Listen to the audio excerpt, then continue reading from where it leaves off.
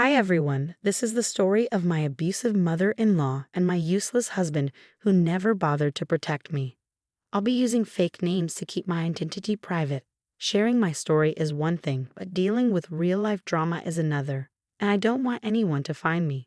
So let's say my name is Peyton, my husband is Grant, and my mother-in-law is Joanne. There's also my grandma Lily, who is the sole reason I'm still alive today. Grant was a decent boyfriend, and I was completely in love with him, ready to marry him. When he proposed, I immediately said yes. But my life changed drastically after that. Grant started showing many red flags. I discovered that he and his mother were extremely close, and she essentially controlled him. Joanne began creating problems as soon as she moved in with us, mooching off her son. One day, she walked in with some papers and said, "Peyton, you need to come and sign these papers. The faster you do it, the better for you." "What are those papers, Joanne?" "This is an ironclad prenup that you both need to sign. It says that in case of a divorce, neither of you can claim anything from the other. Sign it right now." "Wait a minute, did you just make a prenup without consulting us? This is really humiliating, Joanne. Why would you do that?"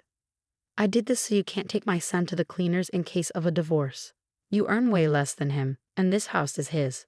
We cannot trust you enough to try and take everything from him." "This is insane, Joanne. I am not some witch that you make me out to be.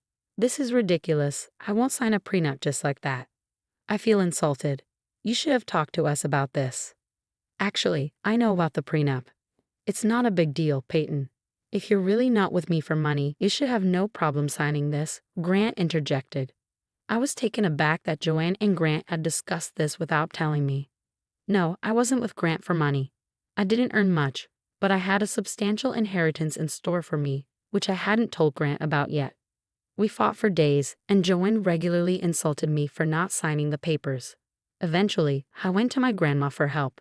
She listened to everything I said and then asked, "Honey, are you sure you want to marry this man? I don't think he's the right one for you. You two aren't even married yet, and he's already making plans with his mother to corner you." "It's just this one problem, Grandma. I really love Grant, and he loves me too. I can't imagine marrying someone else. He is a good man." "Well, if you've made up your mind, I would encourage you to sign the prenup. I'll send my lawyer to read through the terms, but I have a request. Never mention that your grandparents are millionaires. I don't want them to know. I haven't told them anything yet, Grandma, but why do you want me to say it? I understand things better than you, Peyton. You're seeing them with rose-tinted glasses. Your grandfather and I worked hard to build this fortune. I don't want anyone to take advantage of you and steal your money. Grandma, you don't have to worry about that. I won't tell them anything since you asked me not to. Besides, Grant is a good man, and he will never do that.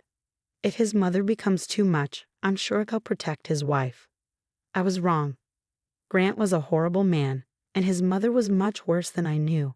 I gave in and signed the prenup, later realizing it was a wise decision.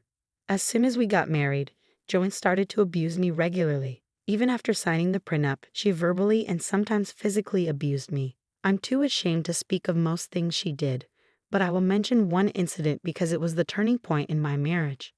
One day, when I was home after work, Joanne stormed into my room with a smirk on her face. She handed me a big bag of clothes and demanded that I wash them. I didn't protest because I was used to this behavior. I knew that if I refused, she would tell Grant, and then the two would verbally abuse me. It was a routine, so I picked up the heavy bag, even though it was hard for me. As I was walking down the hall, Joanne tripped me, causing me to fall and hurt my ankle. I screamed in pain, but Joanne just laughed and walked away. After putting some ice on my ankle, I called Grant. "Grant, I fell and hurt my ankle. Your mother tripped me today. I've taken her abuse for a long time now. You need to do something. She's crossed the line." "Don't make up lies about Mom, Peyton. She would never do something like that. You just want her out of the house and don't want to do your chores. Stop lying and defaming my mom." "I'm not lying, Grant. Please believe me. Don't waste my time, Peyton. Go back and do the chores my mom gave you. I don't want to hear another complaint from you." Grant hung up on me. He never stood up for me, always acting like I was in the wrong. I didn't say anything because I didn't want him to leave, but this time, I couldn't take it anymore. I just cracked. Secretly, I had been seeing a therapist with my grandma's help, but their abusive ways were becoming too much to handle. It was then that I knew I had to get out. Joanne even sent me nasty texts saying I deserved what she did and that Grant would never speak against her. I was furious and determined to seek revenge. Later, my grandma passed away. I was heartbroken but relieved she was no longer in pain. I stayed strong, thinking she had finally reunited with my granddad. Grant didn't help me at all during this time. He didn't even show up to the funeral, but he found out that I had inherited $250 million. Grant was shocked and started being extra nice to me. The next day, another surprise awaited me. Joanne was sitting at the foot of my bed, looking creepily sweet. "What are you doing here, Joanne? No one told me you were coming today. Why were you staring at me while I was sleeping?" "Oh, I came early to help you with the chores. I made you tea and it's right beside the bed. I know how much you love tea, so I ordered a special batch for you. You didn't answer why you were in my room while I was sleeping. It's creepy as hell. I was trying to massage your feet, Peyton. I know you hurt your ankle while carrying my laundry. Your feet must be sore, so I thought I could massage them for you.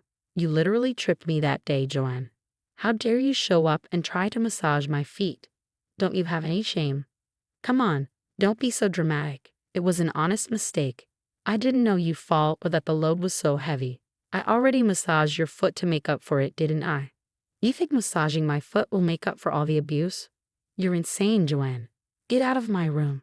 I don't want to see your face right now. All right, I'll be in the kitchen making you breakfast. You don't have to worry about anything. I'll take care of it and make sure Grant has everything he needs. You take your time and freshen up." Joanne said that sweetly and left with a skip in her step. Her sudden change in attitude made my head spin. Even lying down, I felt like she had breached my privacy and was acting like a lunatic.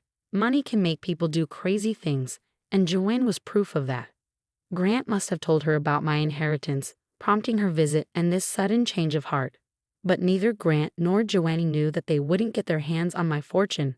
I had made sure of that. I got out of bed and dressed in my best clothes. It was my day of revenge, and I wanted to look my best. My therapy had been working well, and I finally had the confidence to stand up for myself. I went down to the kitchen with my bag, which held some important documents I needed to send out today. I guess you can tell what I was about to do. I found Grant and Joanne in the kitchen, looking very happy and whispering to each other. When they saw me, their smiles widened. Grant pulled out a chair for me while Joanne set about fixing me a plate. "Why did you make breakfast today? I could have done it myself. You didn't have to trouble yourself with it. Grant hates it when you do something in this house." "Nonsense, I'm happy to do this for you, Peyton. It's not a big deal," Joanne replied sweetly.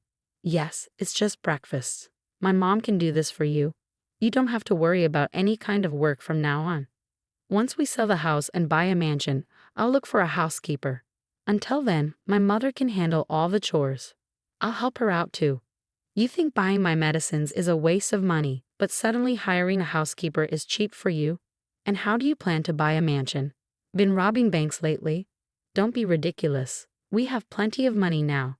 You just got a huge inheritance from your grandmother," Grant said. Yes, Grant is right. Finally, we are millionaires. We don't have to worry about money anymore. Your inheritance will last us a lifetime. We can do whatever we want now, Joanne chimed in. Yeah, I've been thinking about quitting my job. I was getting burnt out anyway. Maybe we can take a vacation and have some fun, Grant added. I started to laugh loudly at what they said. I couldn't believe my ears. It had only been a day since I received my inheritance, and these two were already making plans, thinking I would just hand over the money and let them do whatever they wanted. One day of fake good behavior was supposed to wash away years of abuse from my husband and mother-in-law. Joanne and Grant looked uncomfortable with my laughter, trying to avoid my gaze. Maybe their own plans sounded ridiculous even to them, as they held on to the hope that I would magically forgive them. After laughing for a few seconds, I said, "My God, it's been one day since I got my inheritance, and look how drastically you've changed your tunes. Money does make a difference, doesn't it?" "Let's not dwell on the past now," Joan replied. "We had no idea you had such good luck coming your way. We would have treated you better if we knew." "Yeah, you shouldn't hide things from your husband and in-laws, Peyton. That was very sneaky of you. Anyway, what should we do with so much money? I was thinking of a house and a Caribbean vacation." "Don't just say house," Joan interjected. "Say mansion or villa. We can even opt for a penthouse. That would suit our status better." We are millionaires after all. All my friends will be so jealous of me. I listened to their banter and then casually took out the documents I had been hiding in my folder. Joanne and Grant looked expectantly at me, as if I was giving them papers that said all the money was theirs. But they were in for a shock. Holding the papers, I said, I would like to correct you there, guys. We are not millionaires. I am a millionaire. The money is mine, and I got it as my inheritance.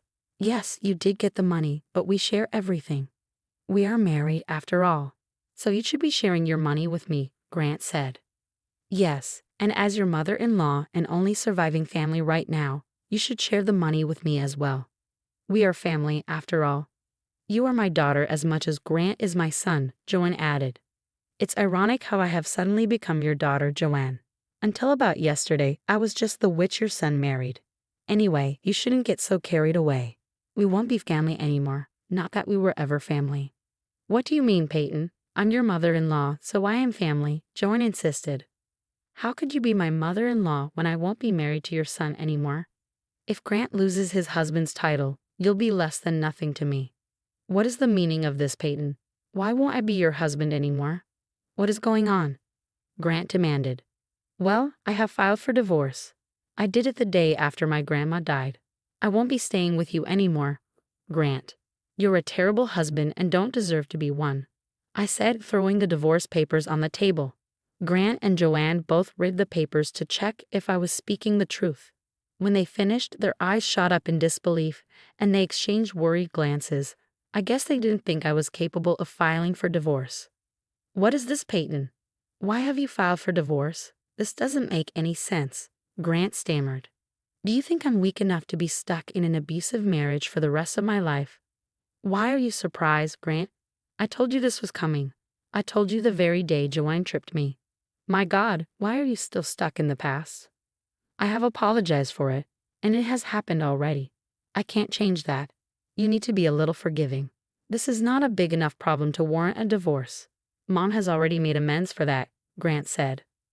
So Joanne, you confessed to tripping me, and all you do is tell me to get over it?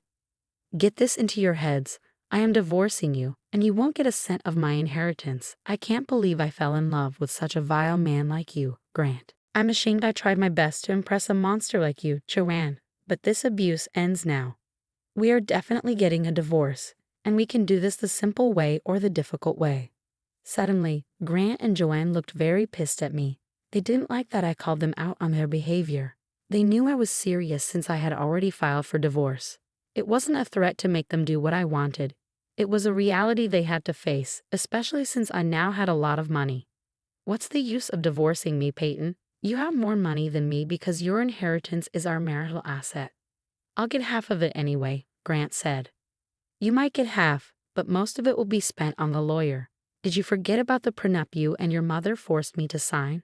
I'm sure my dear mother-in-law can remind you of it. She was adamant we sign it, I replied. It suddenly dawned on them that they had screwed themselves over. They had no idea I would become a millionaire. They wanted to protect themselves because they knew no sane woman would stay with them after their abuse. The prenup was a way for them to abuse people without consequences. But this time, they just played themselves. They dug their own graves.